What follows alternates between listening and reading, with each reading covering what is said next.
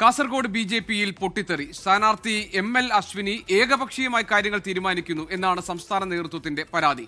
തെരഞ്ഞെടുപ്പ് പ്രചാരണത്തിൽ നിന്ന് വിട്ടുനിന്ന് കോഴിക്കോട് മേഖലാ പ്രസിഡന്റ് അഡ്വക്കേറ്റ് കെ ശ്രീകാന്ത് നിയമസഭാ തെരഞ്ഞെടുപ്പിൽ അഡ്വക്കേറ്റ് കെ ശ്രീകാന്തിന് സീറ്റ് നിഷേധിച്ചിരുന്നു. അരുൺ പാറക്കൽ കാസർഗോഡ് നിന്ന് വിവരങ്ങളുമായുണ്ട്. അരുൺ, നേരത്തെ തന്നെ ഈ സീറ്റ് സ്ഥാനാർത്ഥി നിർണയവുമായി ബന്ധപ്പെട്ട ചില തർക്കങ്ങൾ അവിടെ നിലനിന്നിരുന്നു.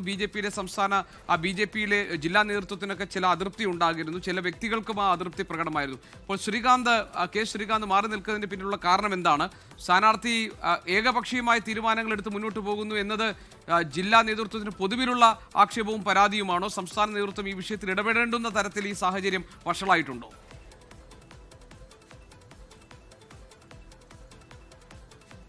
കാസർഗോഡ് മണ്ഡലത്തിലേക്ക് ബി.ജെ.പി പരിഗണിക്കപ്പെട്ടിരുന്ന രണ്ട് പേരാണ് എം.എൽ. അശ്വിനിയുടേതും കെ ശ്രീകാന്തിൻ്റെതും.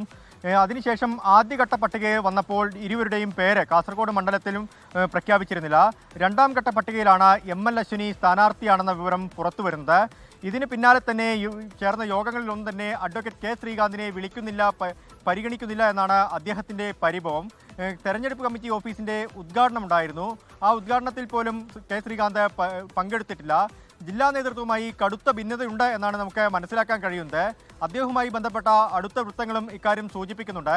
പക്ഷേ ജില്ലാ നേതൃത്വം, ഔദ്യോഗിക നേതൃത്വം ഇതൊക്കെ പാടെ തള്ളിക്കളയുന്നു, പാടെ നിഷേധിക്കുന്നു. അങ്ങനെ ഒരു പ്രശ്നങ്ങളും കാസർഗോഡ് ബി.ജെ.പിക്കകത്ത് ഇല്ല എന്ന് പറയുന്നുണ്ട്. പക്ഷേ അശ്വിനിയുടെ ഒരു പ്രചരണ യോഗങ്ങളിലും കെ ശ്രീകാന്തിനെ കാണുന്നില്ല. അത് പറയാനുള്ള പ്രധാനപ്പെട്ട കാരണം കഴിഞ്ഞ 6 മാസമായി അഡ്വക്കേറ്റ് കെ ശ്രീകാന്ത് കാസർഗോഡ് മണ്ഡലം കേന്ദ്രീകരിച്ച് പ്രവർത്തിക്കുന്നുണ്ടായിരുന്നു. കാസർഗോഡ് മണ്ഡലത്തിൻ്റെ ഇൻചാർജ് കൂടിയാണ് അഡ്വക്കേറ്റ് കെ ശ്രീകാന്ത്. കോഴിക്കോട് മേഖലാ പ്രസിഡന്റായിരിക്കെ തന്നെ ഈ കാസർഗോഡ് മണ്ഡലത്തിൽ സജീവമായിരുന്നു. പക്ഷേ സ്ഥാനാർത്ഥി പ്രഖ്യാപനം വന്നതിന് ശേഷം ഒരു പരിപാടികളിലും അദ്ദേഹം പങ്കെടുക്കുന്നില്ല. എം.എൽ. അശ്വിനി ഒരു പരിപാടികളിലും വിളിക്കുന്നില്ല എന്നാണ് ശ്രീകാന്തിൻ്റെ പക്ഷമുയർത്തുന്ന വാദം. മറ്റൊന്ന്, എം.എൽ. അശ്വിനിയുമായി എം.എൽ. അശ്വിനിയുടെ അടുത്ത അനുയായികളെ മാത്രമാണ് ഈ തെരഞ്ഞെടുപ്പ് ചുമതലകൾ ഏൽപ്പിക്കുന്നതെന്നൊരു ആക്ഷേപം കൂടി ഉയരുന്നുണ്ട്. എന്തായാലും സംസ്ഥാന നേതൃത്വത്തിന് ഇതുമായി ബന്ധപ്പെട്ട പരാതി നൽകിയിട്ടുണ്ടെന്നാണ് മനസ്സിലാക്കാൻ കഴിയുന്നത്. കടുത്ത ഭിന്നതയിലേക്ക് പോകുന്നു. നിയമസഭാ തെരഞ്ഞെടുപ്പിൽ 2ാം സ്ഥാനം നിൽക്കുന്ന രാഷ്ട്രീയ പാർട്ടിയാണ് ബി.ജെ.പി. പക്ഷേ ഇത്തവണ ഇങ്ങനെ വിഭാഗീയത ഉണ്ടായാൽ എന്ത് സംഭവിക്കുമെന്നാണ് രാഷ്ട്രീയ കേരളം ഉറ്റുനോക്കുന്നത്. ജി.കെ. ലോകത്തെവിടെയായാലും ഏത് സമയത്തും 24 വാർത്തകളും ഓഗ്മെന്റഡ് റിയാലിറ്റി പാക്കേജുകളും എക്സ്പ്ലെയിനറുകളും വിശദമായി കാണാൻ ഞങ്ങളുടെ യൂട്യൂബ് ചാനൽ നിങ്ങൾക്ക് സബ്സ്ക്രൈബ് ചെയ്യാം.